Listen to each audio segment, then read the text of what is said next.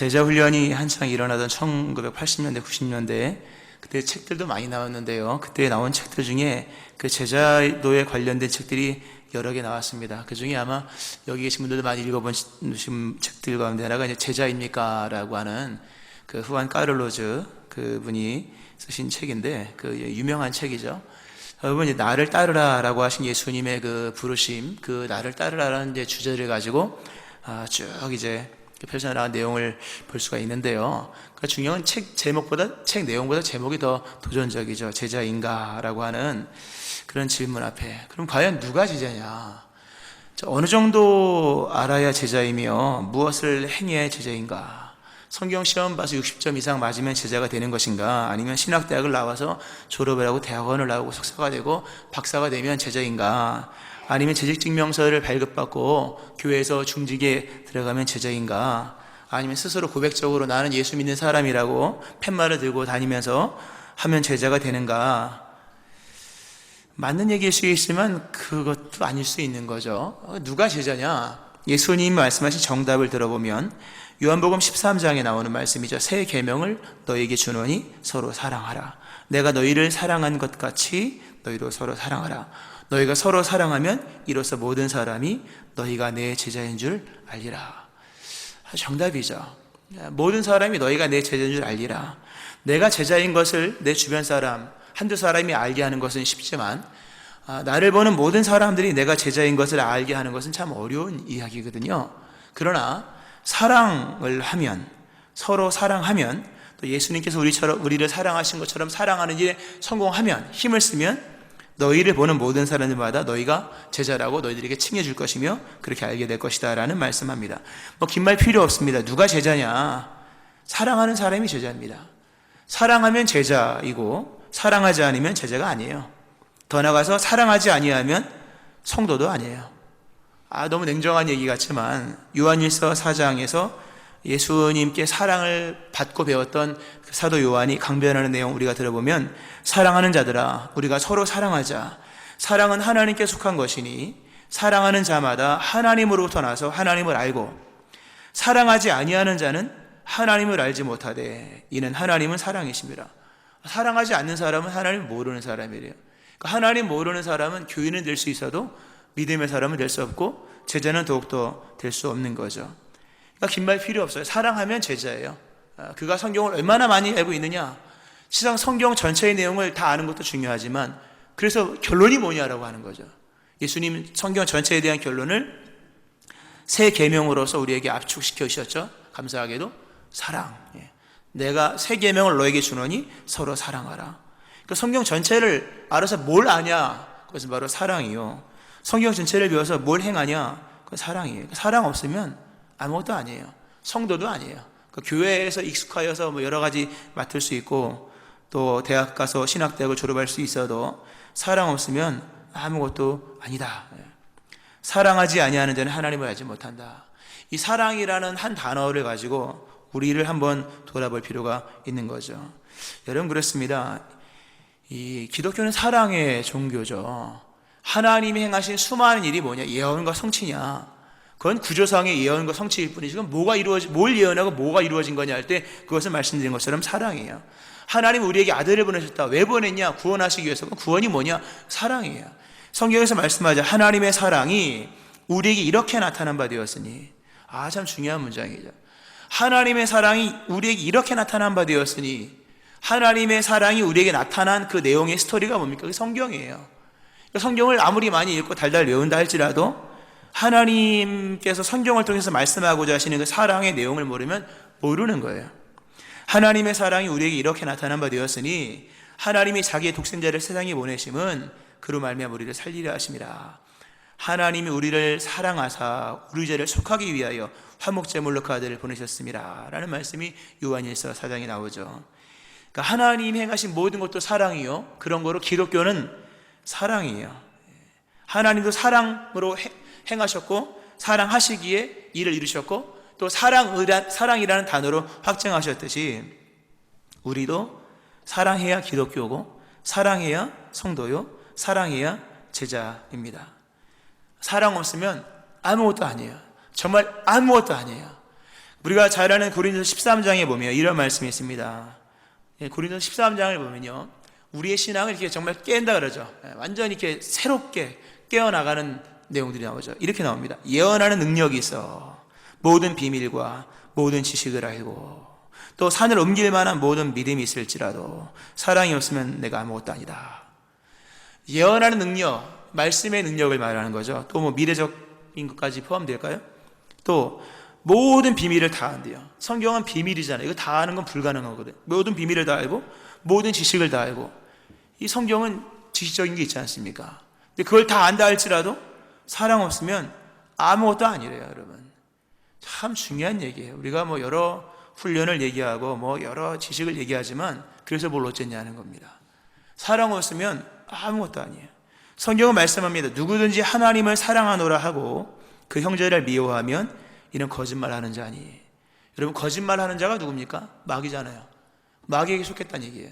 거짓말은 마귀의 속성이 전유물이지 않습니까? 하나님을 사랑하노라 하고 그 형제를 미워하면 이는 거짓말하는 자니. 거짓말은 마귀에 속한 거잖아요. 보는 바 그 형제를 사랑하지 아니하는 자는 보지 못하는 바 하나님을 사랑할 수 없느니라. 우리가 이 계명을 주께 받았으니 하나님을 사랑하는 자는 또한 그 형제를 사랑할지니라. 이 사랑이라는 단어 하나를 가지고요, 아주 그 여지없이 풀어나가는, 그리고 조금도 우리에게 유격을 주지 않는 그런 내용을 보면서 정말 사랑 없으면 아무것도 아니구나라는 우리의 결단을 끌어내는 것을 볼 수 있습니다. 자, 제자다임의 표식이 뭐냐 할 때 그것은 사랑이다라고 하는 거예요. 또 하나 제자다임의 표식으로서 다음으로 얘기할 수 있을지 모르지만 하여튼 같은 선상에 놓여 있는 제자다임의 표식 가운데 하나가 뭐냐 하면 기쁨이에요, 여러분. 이게 중요한 얘기입니다. 기쁘지 않으면 믿음 생활이라고 말하기가 정말 어려워요. 기쁘지 않고서는요 흘러갈 수 없어요. 오늘 설교 제목이 정말 역대급으로 길죠. 이렇게 긴 설교 제목은 아마 앞으로도 없을 거고 지금까지도 없었습니다. 만일 흘러가지 않는다면 그분이 거기 계시지 않는 것이다. 흘러가야 된다라는 말씀을 했는데, 우리에게 있는 사랑이 흘러가야 되고 우리에게 있는 에너지가 흘러가야 되고 기쁨이 흘러가는 건데요, 이 흘러가는 것은 기쁘지 않고서는 흘러갈 수 없어요. 감격 없이 흘러가는 것들은 없습니다. 흥이 나지 않고 흘러가는 것은 없어요. 우리가 이 영향력 얘기 많이 하잖아요. 예수 그리스도 믿는 사람의 영향력이 있어야 돼. 그 영향력 여러분 뭐라고 생각하십니까? 영향력 있는 자녀가 되게 해달라, 영향력 있는 사람이 되게 해달라, 높은 지위 올라가는 게 영향력입니까?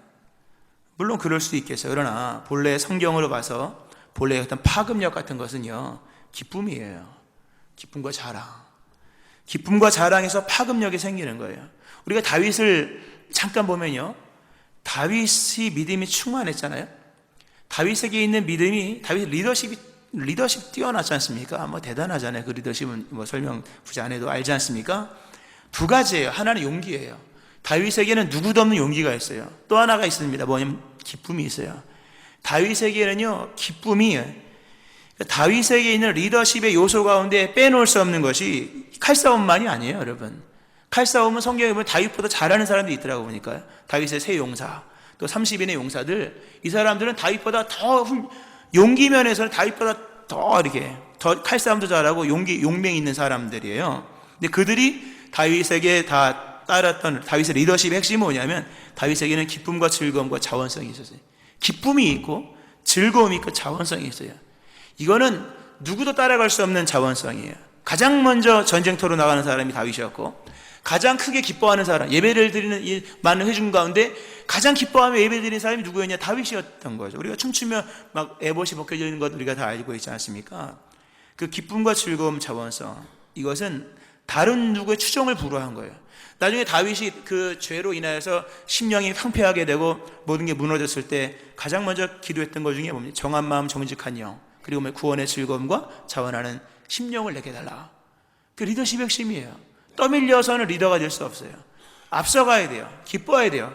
기쁨이 있는 사람에게 설득력이 있는 것이요, 감격이 넘쳐나는 사람들은 좋아하게 되겠다는 거죠. 그러니까 제자라면 내용을 다 떠나서 기쁨이 있어야 되는 거죠. 그러니까 기쁨이 충만하게 하람이라 예수님께서 요한복음에서 말씀하신 것처럼 기쁨이 있어야 돼요. 물론 이것 말고도 다른 제자들의 표식이 많이 있겠죠. 그러나 기본 사랑이 있어야 될 것이고, 그리고 기뻐야 돼요.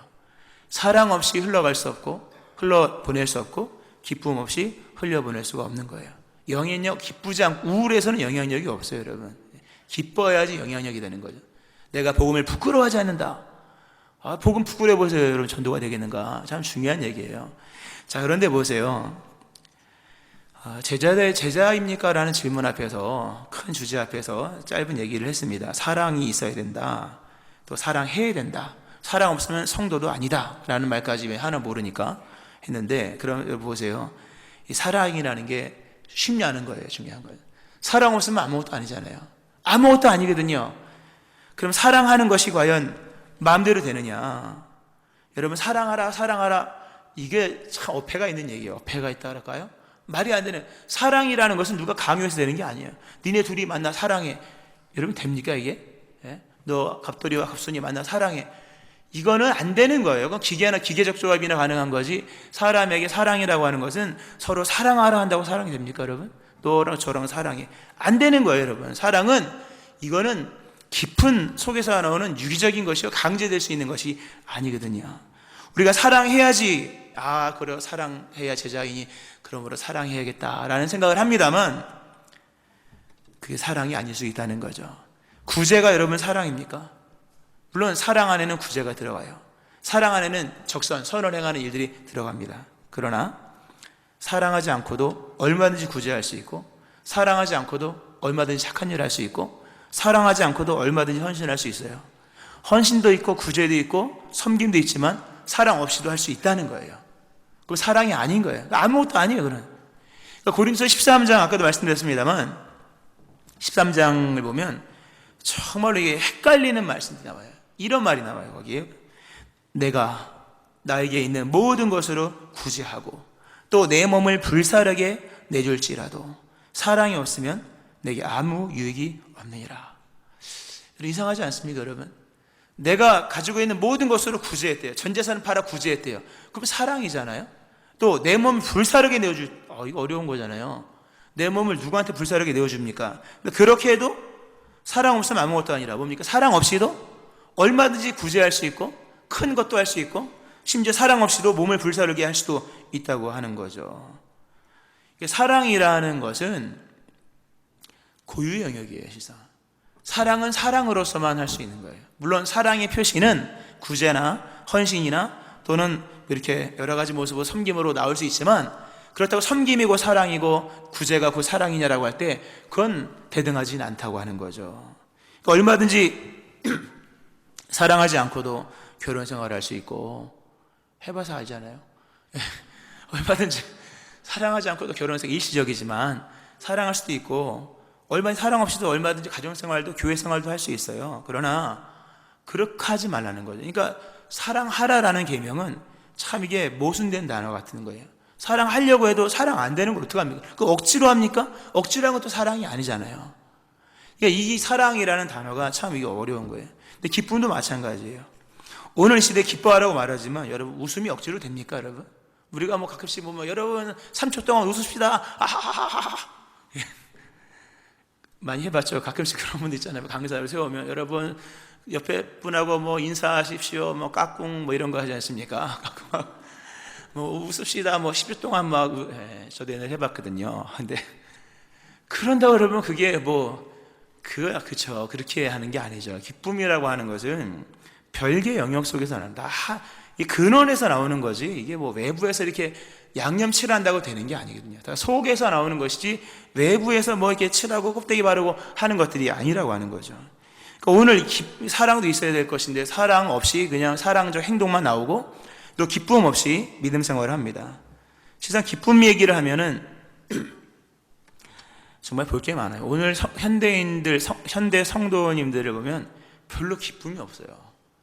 뭐 빠른 노래도 많고 이렇게 우리를 기분을 들뜨게 해주는 여러 이제 악기들도 많이 있지만 정작 기쁨 없이 믿음 생활하는 사람들이 얼마나 많은지 몰라요. 우리가 남의 기도를 들어볼 필요는 없지만 우리가 이렇게 기도를 하는 거 보면, 각자 기도를 하는 거 보면 너무 율법적이에요. 율법적이고 너무 죄 아래 매여 있는 듯한 기도. 하나님, 한 주 동안 우리가 살았는데 하나님을 떠나 죄를 지었습니다. 맨날 이 기도하는 거예요, 여러분. 맨날 죄진 기도만 해요. 한 주 동안 지은 죄만 한 주 동안 죄 용서해 주세요. 여러분, 우리가 죄를 지은 거는 부인할 수 없는 현실이지만, 그러나 우리가 죄인입니까? 우리는 의인이잖아요. 우리는 바랄 수 없는 것을 바라는 사람이거든요. 우리의 현실은 죄인이지만 우리에게 주어진 또 다른 현실은 뭡니까? 새로운 현실은 뭐예요? 우리는 의인이잖아요. 바랄 수 없는 것을 바라고 없는 것을 잊는 것. 우리는 의가 없는 자잖아요. 그러나 그리스도 예수 안에서 의가 주어진 자지 않습니까? 한 주간에 지은 죄만을 회개하는 건 좋은 게 아니에요. 그럼에도 그렇게 많은 죄를 졌음에도 불구하고 우리를 여전히 의롭다 칭하시고 의인된 자리에 부르신 하나님의 은혜를 먼저 감격하셔야 되는 거예요. 할렐루야. 근데 너무 이렇게 눌려 있어요. 다 보면 대다수가 눌려 있어요. 그러니까 기도를 유심히 듣지는 않지만 그래도 듣잖아. 이렇게 기도하다 보면 대표 기도도 하시고 하면 다 보면 이거 회개의 기도만 있는 거예요. 예수님 말씀하시죠. 때가 찼고 하나님의 나라가 가까이 왔으니 회개하고 그 다음 복음을 믿으라 해요. 믿음은 기쁨인 거예요. 사랑을 입는 거잖아요. 근데 대부분 우울해요. 맨날 회개만, 죄인으로만 와요. 근데 죄인을 의롭게 하시는 그 위대하신 하나님의 사랑. 예수는 우리의 범죄한 것 때문에 내어줌이 되고 또 우리를 의롭다 하시기에 살아나셨느니라. 근데 예수님의 살아나심은 하나님이 살리신 거잖아요. 근데 이러한 은혜를 깊이 있게 잘 몰라요. 모르고 누리지를 못하는 거예요. 그러니까 기쁘지가 않은 거예요. 한마디로 말하면 기쁨이 없는 성도. 그러니까 영향력이 하나도 없는 거예요. 영향력이 한 사람도 없어요. 당신은 왜 이렇게 기쁩니까? 라는 질문을 평생 가도 한 번도 못 들어본다면 이 문제가 있는 거예요, 사실요. 오늘 각자의 모습을 돌아보세요. 기쁨이 있는가? 사랑이 이렇게 흘러나오는가? 이 중요한 건 이겁니다. 사랑해야 된다는 것도 알고 또 사랑이 없는 것도 아닌데 흘러가질 않아요. 흘러가질 않아요. 가장 흘러가야 될 가정, 자녀, 남편, 아내. 흘러가지 않으므로 가장 가까운 사람들이 고통받는 시대가 되었잖아요. 뉴스 이런 거 보면요. 가정에서 제일 힘들게 하는 사람이 부인이고 제일 힘들게 하는 사람이 남편이고 제일 힘들게 하는 사람이 부모이고 자녀이고 이런 시대가 이건 흘러가는 게 없기 때문이에요. 사랑이 흘러가지 않는 이유 또는 예수 믿는 사람이 기쁨이 없어요. 그러니까 기쁨이 없으면 여러분 설득력도 없고 영향력도 없고 아무것도 없어요. 광고 없이 매출이 있겠습니까, 여러분? 대기업의 제품들 다 광고하잖아요. 이 자랑할 게 있어야 되는 거예요. 그래야지 이게 영향력이 생겨지는 거거든요. 대기업이 왜 몇 억입니까? 몇십억입니까? 저는 모르니까. 하여튼 몇 억씩 주고 15초짜리 광고를 하는 이유가 뭡니까? 그게 영향력이거든요. 자랑할 것이 없는 사람은 아무리 배우고 많은 것이 있어도 영향력이 없는 거예요. 근데 우리는 왜 기쁘지 않을까? 왜 사랑이 흘러가지 않을까? 이유는 한 가지예요. 흘러갈 만큼 채워지지 않았기 때문이에요. 흘러갈 만큼 채워지지 않았기 때문이다. 아직 없는 건 아니에요. 있죠. 기쁨이 있긴 있죠. 감사는 하잖아요. 그리고 사랑도 있죠. 받은 게 있으니까. 그러나 충만하지 않은 거죠. 우리가 만일 흘러가지 않는다면 그분이 거기 계시지 않는 것이다 라고 하는 이 긴 설교 제목에서 흘러가야 된다라는 말씀을 드리는 건데, 이 흘러감이 있어서 사랑이 흘러가고 기쁨이 흘러가서 그 정말 가까운 데 사람부터 평안함을 누리고 내 믿음의 유익을 그가 얻고 더 나가서 더 퍼져나가고 이러한 은혜가 있는 사람들이 모이면 나중에 강물을 이루고 해야 되는 거예요. 혼자서는 강물을 못 만들어도 10사람이 모이면 또랑물이라도 생기고 100사람이 모이면 교회가 이렇게 모이면 뭡니까? 강물이 흘러서 살리는 일들이 일어나야 되는데 이런 일들이 생기지 않는 이유가 뭐냐 할 때 그건 충만하지 않기 때문이에요. 이 충만이라는 단어는 우리가 요한복음 오늘 7장 37, 39절이 오늘 본문 텍스트지 않습니까? 근데 본문이 담겨있는 요한복음 전체의 이 배경에서 중요한 단어가 나와요. 요한복음에서 빼놓을 수 없는 중요한 단어, 중요한 게 워낙 많지만 충만이라는 단어예요. 요한복음은 충만이라는 단어가 여러 번 나와요. 이렇게 나옵니다. 말씀이 육신이 되어 우리 가운데 거하심에 우리가 그의 영광을 보니 아버지의 독생자의 영광이요 은혜와 진리가 충만하더라. 예수님 은혜와 진리예요. 근데 중요한 은혜와 진리다가 아니라 은혜와 진리가 뭐였다? 충만하다는 게 예수님이에요. 더 나아가 성경은 뭐라 말씀합니까? 우리가 다 그의 충만한 데서 받으니 은혜 위에 은혜를. 참 귀한 말씀이에요. 이거는 성도가 삶에 영향을 끼치는 데 있어서 아주 결정적인 원칙 같은 거예요. 그의 충만한 데서 받는 거예요. 예수님이 충만하셨고 그 넘쳐 흐르는 은혜와 진리를 우리가 받은 거예요. 지금도 받고 있는 것이고 우리도 마찬가지예요. 충만해야지 은혜가 흘러가는 거예요. 우리가 지난 시간이 기억이 안 납니다만 충만함이라고 하는 단어의 원뜻에 설명을 드렸었죠. 기본적인 뜻은 뭡니까? 다 채웠다는 뜻이에요. 꽉 찼다, 완전하다라는 뜻인데 그게 동사적으로 풀어가면 뭡니까? 영향력 아래에 있다는 뜻이에요. 충만해야 영향력이 생기는 거예요. 예수님이 충만하심으로 우리가 그 영향권 안에서 은혜를 입는 것처럼 나도 누군가에게 사랑을 흘려보내고 누군가에게 기쁨을, 이 암울한 시대, 또 어제 축구 졌다면서요? 오늘 분위기가 좀 깔아앉더라고 보니까요. 제가 이렇게 앞에서 보니까 안 나오신 분들, 주무시는 분도 좀 있는 것 같고, 저는 텔레비전 안 봤는데 몇 대 몇으로 졌습니까? 몇이요? 3대 1이요? 예, 다 보셨나 봐요. 축구까지 져가지고 암울한 이런 시대, 가뜩이나 암울한 시대에 괜찮습니다. 간만에 뭐 기뻤는데, 별로 기쁨이 없는 시대에 기쁨을 흘려보내는 것만큼 존귀한 자가 어디 있습니까, 여러분? 암울한 시대에 어둠 속에 빛이 귀하듯이 암울한 시대에 기쁨을 흘려보낸 사람만큼 존귀한 사람이 어디 있습니까? 근데 그것이 흘려가기 위해서 우리에게 필요한 게 뭐냐면 충만함인 거예요. 충만함 속에서 영향력이 생기는 거예요. 내가 누군가에게 다른 건 못 줘도 기쁨을 주는 사람이 되기를 원한다면 충만해야 되는 거예요. 사람도 마찬가지예요. 성경에 그래서 충만이라는 단어가 많이 나옵니다. 지금까지 너희가 내 이름으로 아무것도 구하지 아니하였으나 구하라 그리하면 받으리 너희 기쁨이 충만하리라. 충만하고 나서부터가 영향력이기 때문에 이 충만이라는 단어는 요한복음에 여러 번 나옵니다. 굳이 다 읽지는 않겠습니다. 충만하고 나서부터가 진정한 영향력의 시작이라고 하는 거죠. 물론 우리가 그 학습도 필요하고 훈련도 필요합니다. 그러나 교육은 내용을 배우는 것이고 훈련은 방식을 익히는 것뿐이에요, 여러분. 교육은 내용을 배우는 거지 않습니까? 그리고 훈련은 뭡니까? 방식을 익히는 것뿐이에요. 진짜 현장에서 할 수 있는 건 뭡니까? 충만한 힘이어야 되는 거죠. 근데 많은 사람들이 이 충만함 없이 배운 것과 훈련만 가지고 하려고 하는 거죠. 하긴 하죠. 그러나 한 두세 달 하면 끝이에요. 더 이상 추진체가 없는 거예요. 우리가 본문에서 나를 믿는 자는 그 배에서 성경의 이름과 같이 그 배에서 생수의 강이 흘러 내라가 아니라 흘러 나오리라는 거잖아요. 나오리라.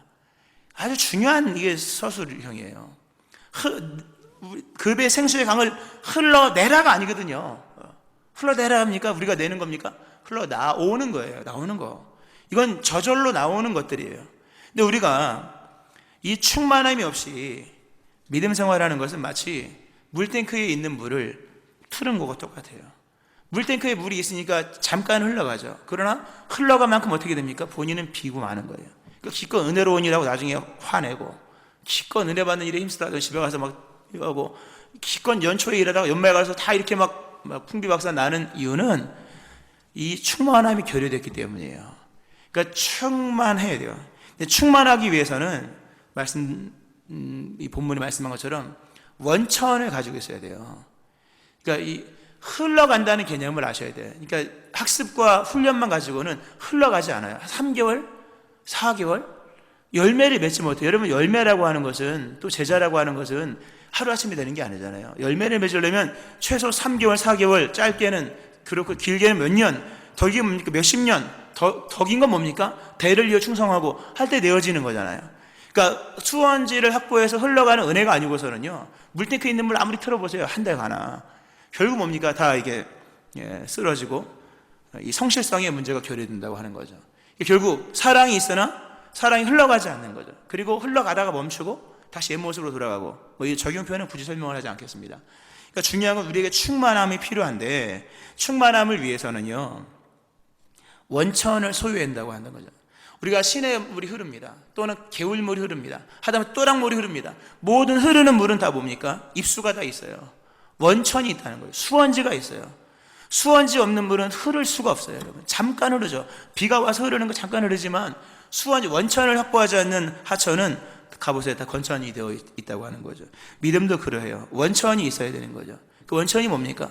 기본은 우리 하나님이요, 그리스도 예수, 나를 믿는 자, 더 나아가서 뭡니까? 그가 믿는 자들이 받을 성령이에요. 성령으로 충만하셔야 돼요. 좀 진지하게 받아들이기를 축원합니다. 성령 충만함을 너무 건성으로 들어요. 심지어 성경 공부하는 것보다 덜 하게 받아요. 그리고 우리가 삶에 실천하고 적용하는 삶의 훈련보다 더 하찮고 미미한 것들로서 그냥 치부할 때가 너무나도 많은 거죠. 이 진지함이 너무 미약해요. 근데 거기서 다치는 거거든요. 거기서 사랑도 일어나지 않고 기쁨도 일어나지 않고 똑같은 이 세대의 풍조와 분위기에 깔려서 같이 우울해지고 하는 이런 일들이 생겨지는 거죠. 그러니까 성령의 충만을 받아야 돼요. 성령의 충만을 받고 원천, 성령과 더불어 연결되어야 됩니다. 오늘 본문을 보면 참 멋있죠. 이 본문에 보면 누구든지 목마르거든 내게로 와서 마시라. 나를 믿는 자는 성경의 이름과 같이 그 배에 생수가 흘러나리라. 목마르거든 내게로 와서 마시래요. 자, 성경을 보면요, 그 이스라엘 사람들은 그 성경 하나님에 관해서 또는 믿음에 관해서 이 그림 언어를 많이 썼어요. 원래 믿음은 추상이잖아요. 하나님 안 보이잖아요. 그러니까 당연히 뭡니까? 사실적인 이런 어떤 단어로 표현하기보다는 비유와 상징을 많이 썼거든요. 요한계시록 가면 비유와 상징이 아주 즐비하죠. 하여튼 이스라엘 사람도 그렇게 설명 많이 하면서 오늘도 보면 하나님의 사랑, 그리스도 예수의 사랑, 성령의 역사를 물로서 비유합니다. 그러니까 구약 성경을 보면 하나님의 사랑을 물로서 비유해요. 근데 그 물이 어떤 물입니까? 목이 마른 사람에게 물을 주는 물이에요. 목마른 자들 내게로 와서 마시라.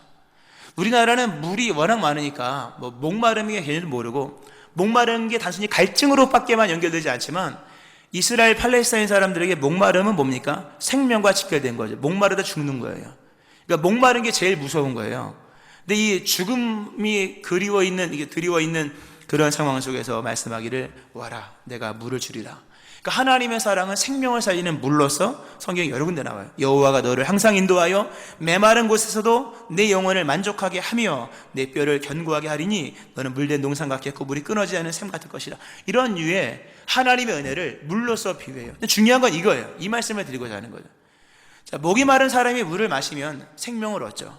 그런데 성경에서 이렇게 유심히 보면 하나님께서 은혜로 물로서 비유하신 그 은혜를 설명할 때 보면 항상 샘물 또는 흐르는 물로서 비유를 하세요.